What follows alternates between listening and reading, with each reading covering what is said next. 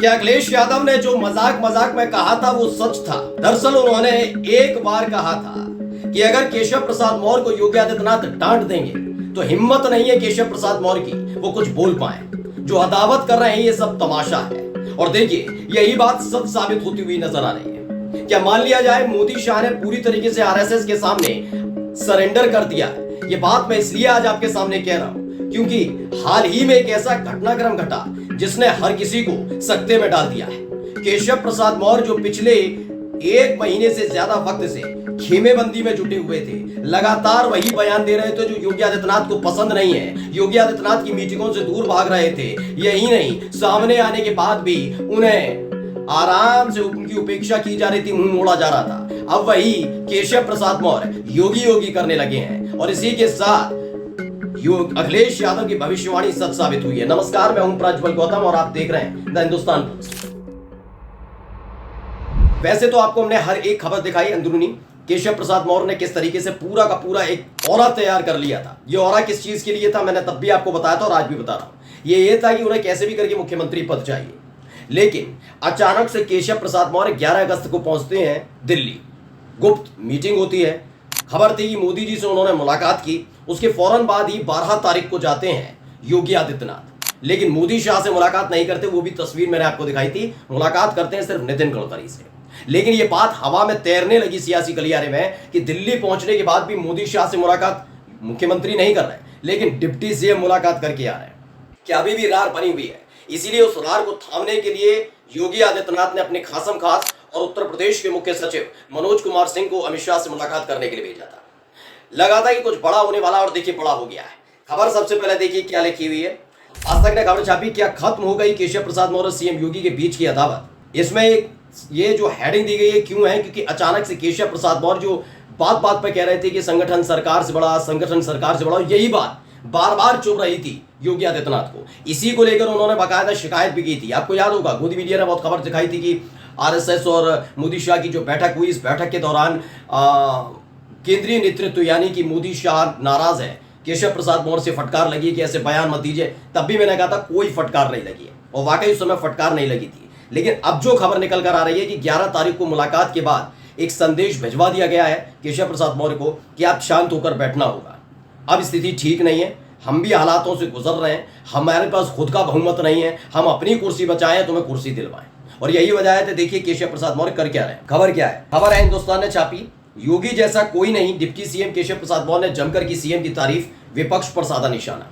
क्या अंदर खाने ये बात हो गई है कि जितने भी विधायक हैं अब वो केशव प्रसाद मौर्य को छोड़ रहे हैं, वो उनके साथ रहना नहीं चाहती है। क्या वजह निकल कर आई कि अचानक से एक मुलाकात 11 तारीख को और फौरन ही उसके बाद केशव प्रसाद मौर्य का रुख बदल जाना। ये जो कोल्ड वॉर चल रही थी अंदर खाने, उसे शांत किया गया है। खबर पहले देखिए क्या है। लोकसभा चुनाव के बाद से ही यूपी बीजेपी में मची खींचतानों से लेकर विपक्षी वारों के बीच डिप्टी सीएम केशव प्रसाद मौर्य ने सीएम योगी आदित्यनाथ की खुलकर तारीफ की है। केशव ने कहा कि सीएम योगी जैसा देश में कोई मुख्यमंत्री नहीं है, वह देश के सबसे अच्छे मुख्यमंत्री हैं। उन्होंने केंद्र की मोदी सरकार और यूपी की योगी सरकार की जमकर तारीफ करते हुए कहा कि डबल इंजन की सरकार ने विकास को नई रफ्तार दी है। अब आप सोच रहे होंगे ये तो खत्म हो गई लड़ाई, इसका मतलब केशव प्रसाद नहीं, दरअसल इसके पीछे भी एक कहानी है।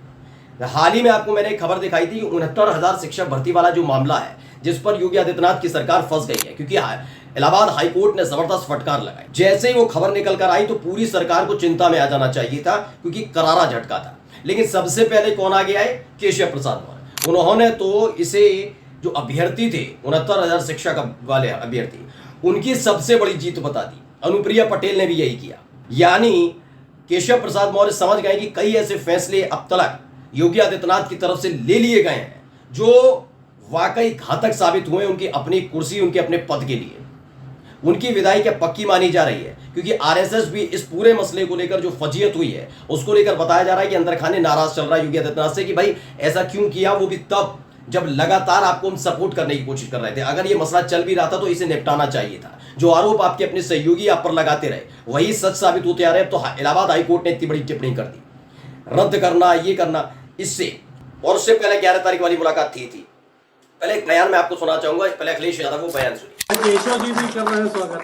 कि आप अननेसेसरी अपने चैनल चलाने के लिए उनका नाम मत लिया करो, वो कुछ है ही नहीं। वो क्या है, मुख्यमंत्री जी डांट देंगे तो अभी चुप हो जाएंगे 2 मिनट में। सच्चाई है, मुझे किसी ने बताया कि अगर वो डांट दे मुख्यमंत्री जी तो पता ही लगेगा वो डिप्टी सीएम है कौन। तो नहीं मानते आप पता कर लेना। तो अखिलेश यादव का ये बयान तो मैंने आपको सुनवाया था, पहले भी आपको मालूम ही है, और उसके बाद अभी हाल ही में ये बयान नया आया। वो लगातार केशव प्रसाद मौर्य पर निशाना साध रहे हैं। एक बार तो उन्होंने ये कहा था कि भाई सुनिए, मैं देने के लिए तैयार हूं, मुख्यमंत्री 100 लाओ, सरकार बनाओ। तब से केशव के रुख बदला था और उन्होंने तभी से खेमेबंदी शुरू की थी।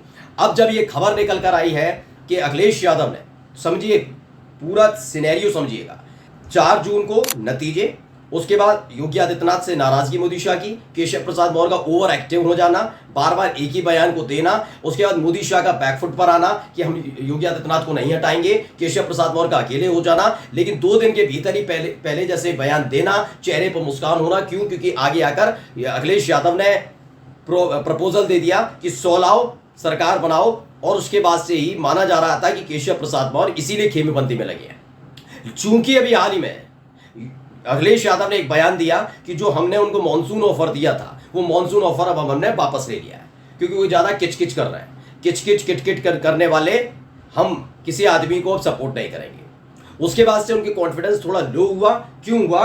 क्योंकि पहले तो योगी आदित्यनाथ लगातार जमे हुए हैं, आरएसएस उनके साथ है, मोदी शाह आरएसएस के सामने सरेंडर है क्योंकि उनकी खुद 240 सीटें आई हैं।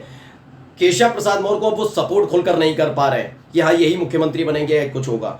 अब अपनी कुर्सी बचाए रखने के लिए कि कहीं ऐसा ना हो कि ये सब चीजें चले, क्योंकि एक तो अगर अभी भी मैं अगर बगावत करवाता हूं बीजेपी में, तो अखिलेश यादव किसी भी कीमत पर साथ देने के लिए तैयार नहीं, सरकार बन नहीं पाएगी, फजियत अलग से होगी।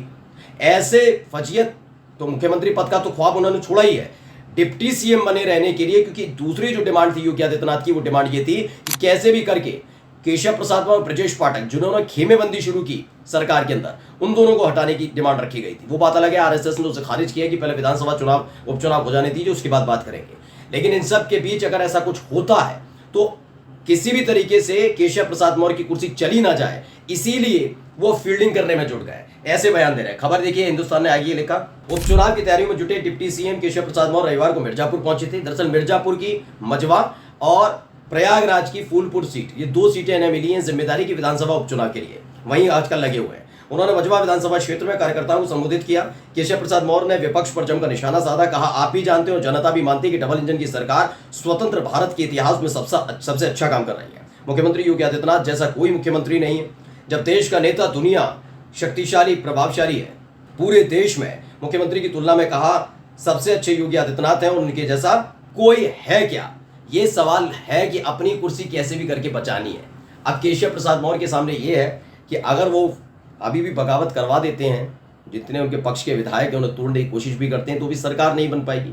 एक ठप्पा लग जाएगा कि अपनी ही पार्टियों को तोड़ने वाले व्यक्ति हैं, इसीलिए वो ठंडे पड़ गए, तेवर ठंडे हैं। खबर ये भी है कि विधानसभा उपचुनाव तक का वक्त दिया गया है कि शांत रहिए, मिलजुल कर करिए, उसके बाद जिसका सबसे शानदार प्रदर्शन होगा उत्तर प्रदेश का मुख्यमंत्री वही होगा। नमस्कार।